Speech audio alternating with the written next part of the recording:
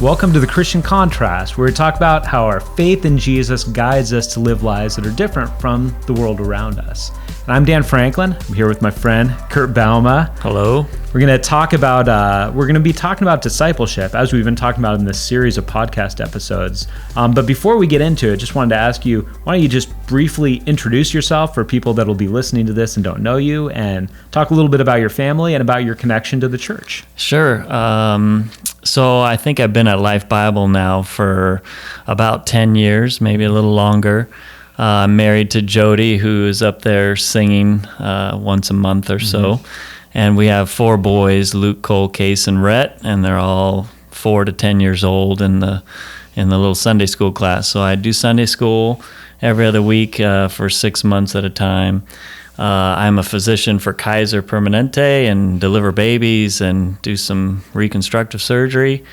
And we have one of the original life groups still going. That's right. And that's about it. Yeah, and one of the reasons why for this kind of episode you came to mind is just because you are very involved in the lives of people around you, constantly inviting people, constantly getting involved in what's going on in people's lives.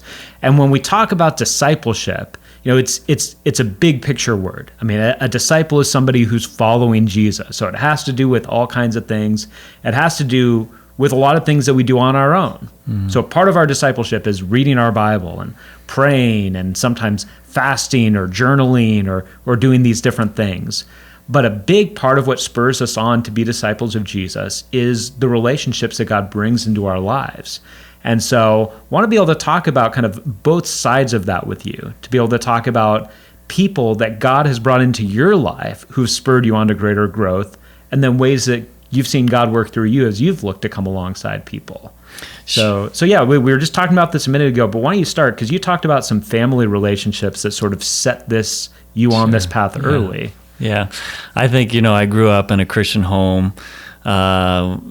Still, Dad's my hero, right? And I think every time I have a question or anything, I run right to Dad a lot of times. And so it started at home, certainly. And that's just a given, so I won't say much more about that. But along with family, and now I have a brother-in-law in Ken and Mandy, and it's always good to set things straight with them. And every Sunday afternoon we have lunch, of course. And then I think Christian school and then Christian college, there were a number of professors and mentors through there. And I can remember specifically in college, I had a Professor Bouma.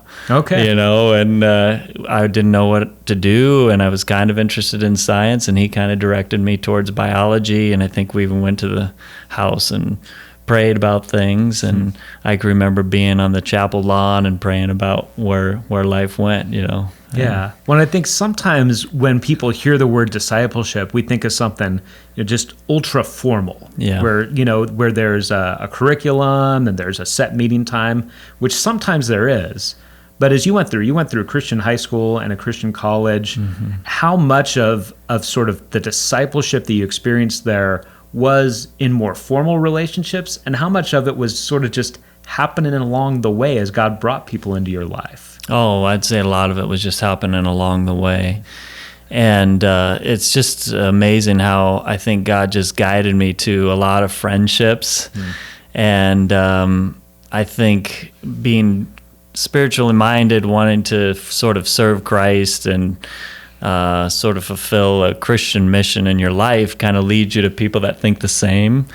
And right away you'd have a bond with other young men in college that were trying to do the right thing.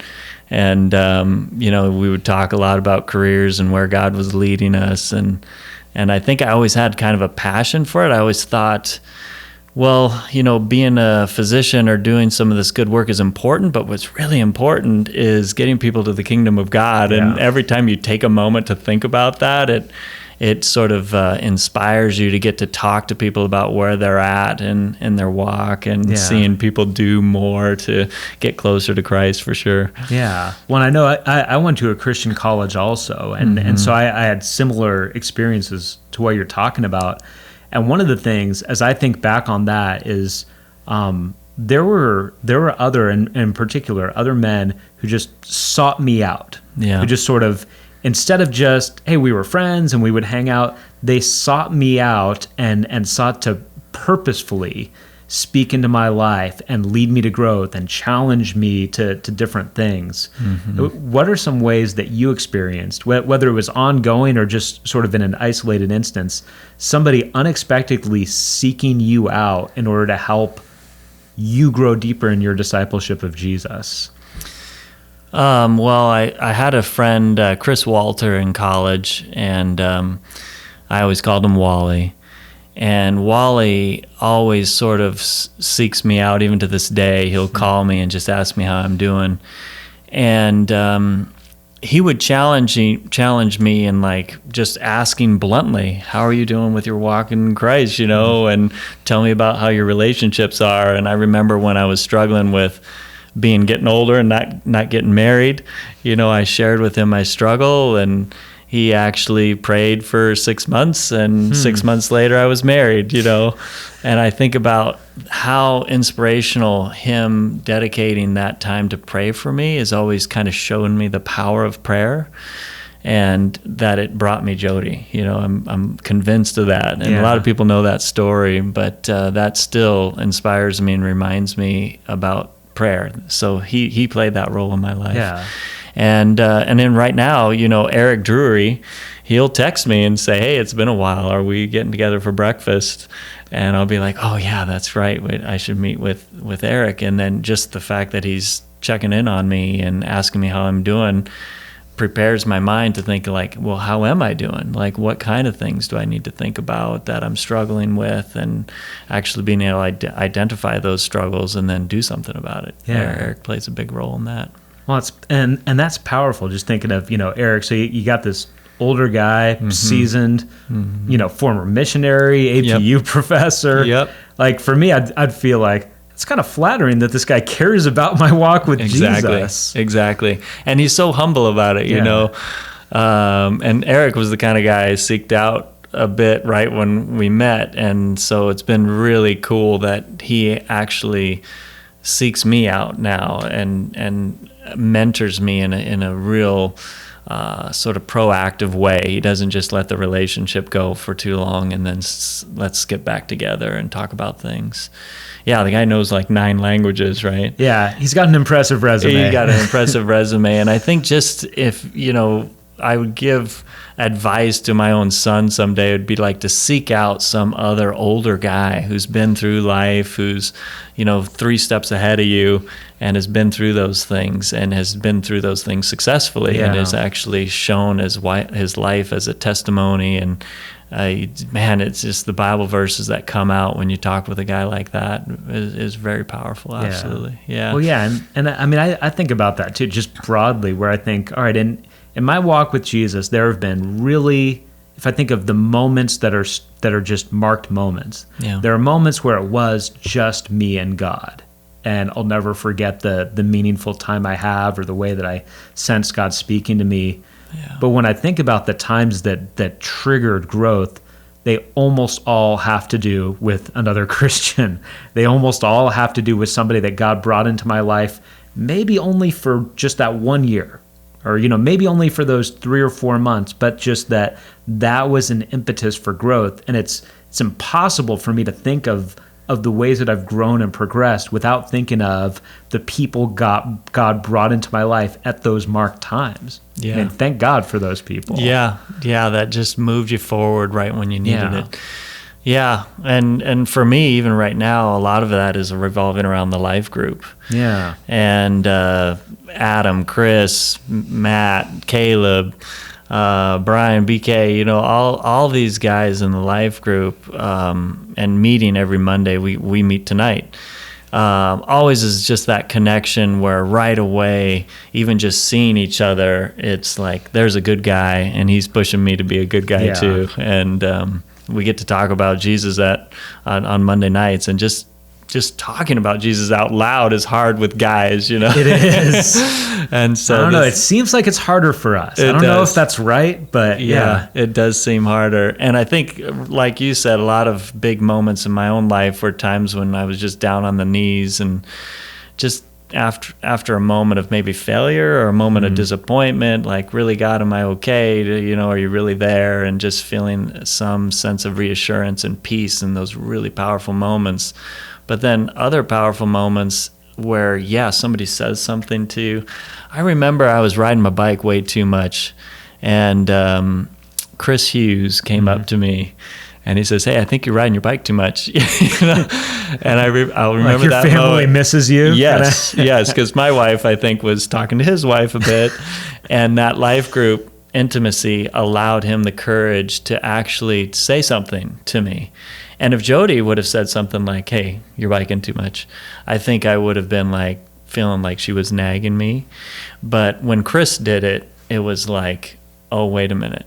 Maybe he's right." Yeah. And then it allowed me to, iron sharpens iron, I guess, is the idea there, is that it really hit me that this is real, and I gotta start figuring that out. Yeah. When I'm glad you brought up the life group, because it gives us a chance to kind of make a transition here where, so much of what we do through the life groups at Life Bible Fellowship Church is hoping to put us in those situations where those kinds of relationships happen.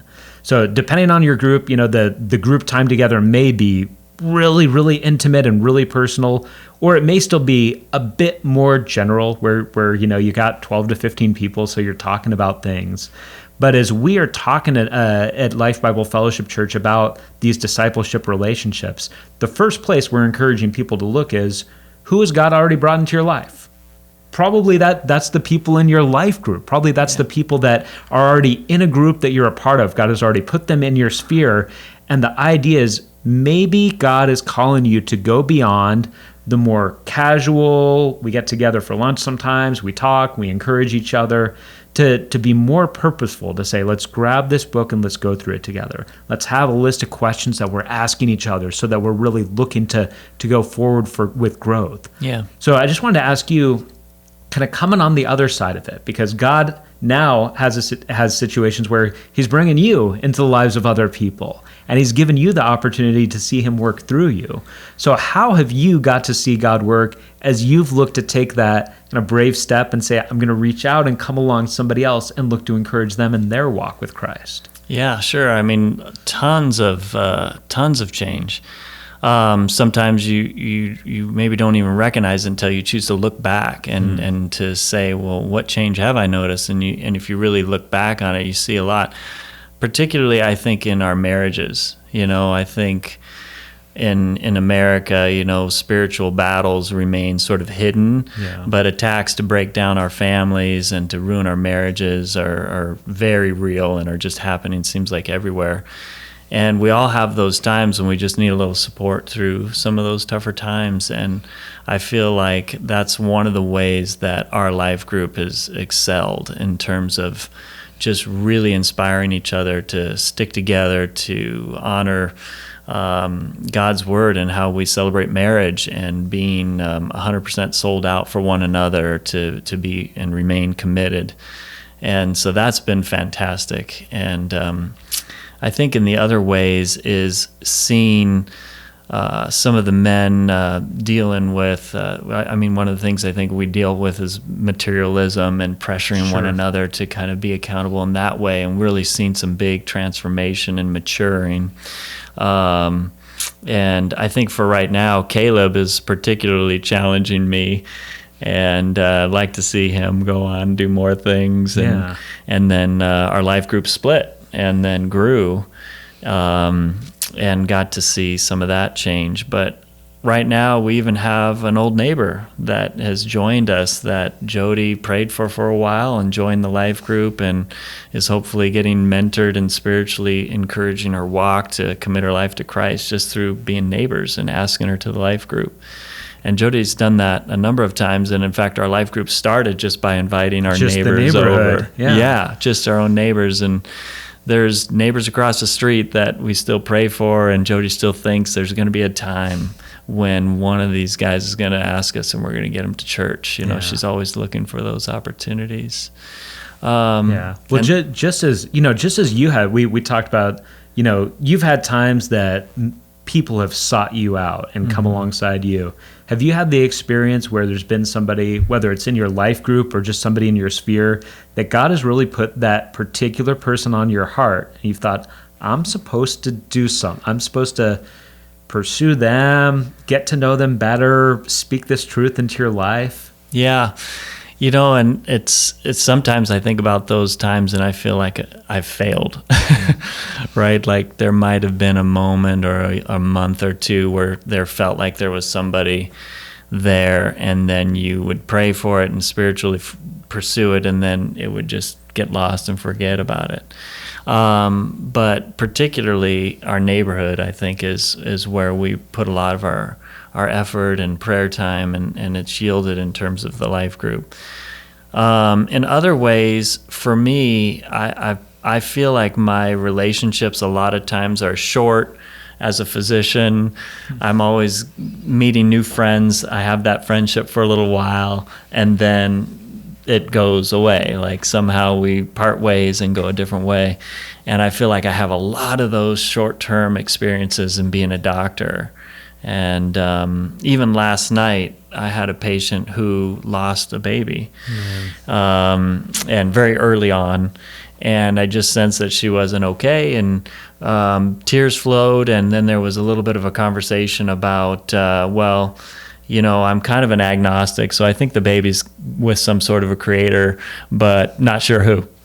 And so I was like, okay, so I just sat down and then right away got to sort of talk to her about where she's at in her relationship. So I think a lot of my relationships are sort of that moment in short term, and then you don't see them again. And then I always just turn back to the life group for those long-term invested where we keep building each other up. People who are in your life for that extended period. So seeking somebody out specifically has always been short term. It's been somebody I met, the patient I'm praying for, and I remember to pray for her for that week, and then the next thing kind of comes up kind of thing. Yeah. Yeah, well, let me ask you this, just because I know there's a lot of us that feel daunted by the idea of God calling us to do something, to come alongside somebody else. So I'm thinking there's probably people who are going to be listening to this who are thinking, who am I to seek out somebody else and try to help guide them? I've got my own problems. I've got my own issues. I don't want to sort of overstep my bounds. What would you say to encourage somebody that's feeling that way, that's feeling like, well, maybe God has put somebody on my heart, but who am I to go alongside them? Yeah, sure. I mean, whenever you text me or Gary texts me, it's always like, okay, what's the next challenge? But I remember even starting point, I thought, well, this is kind of intimidating. Yeah, because you were the leader of the first starting point. Correct. Where, all these new believers and seekers kind of exploring the faith. Great. And just got to see Brandy and Travis. It was fantastic.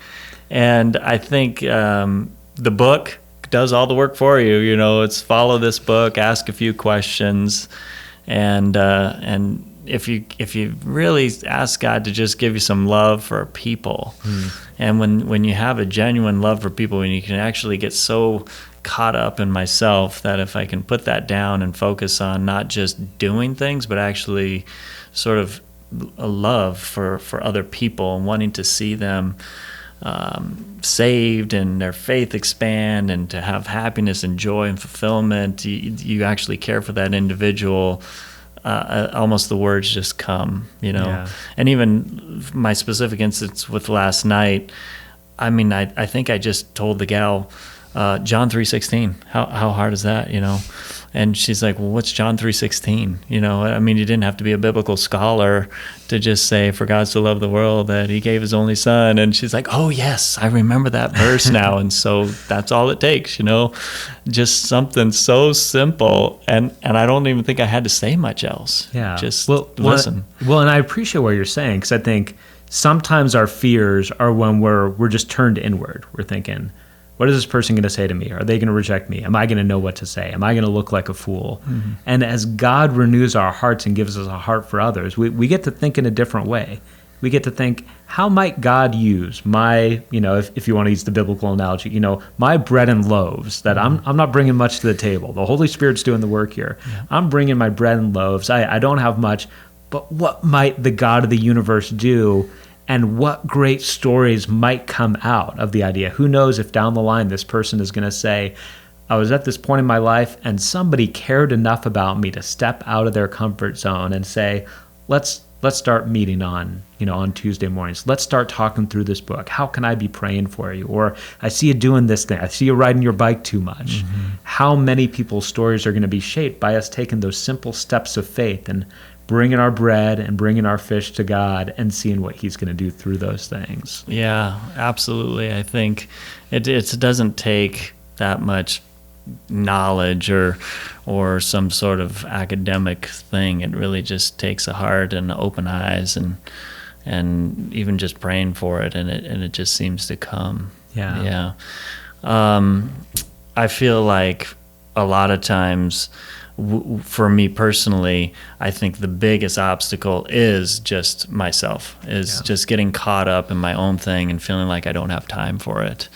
Or worried about, well, if the relationship does grow, then what is my time commitment how is this all going to fit in? And the fear of that is saying, let me hold off on getting too close or investing too much, and I'm not sure quite how to manage all that, but that's probably the thing that kind of holds you back a lot of times. It is, yeah, and stuff worth taking that time to prayerfully work through to get to the other end to figure out what is God at work in this. Yeah.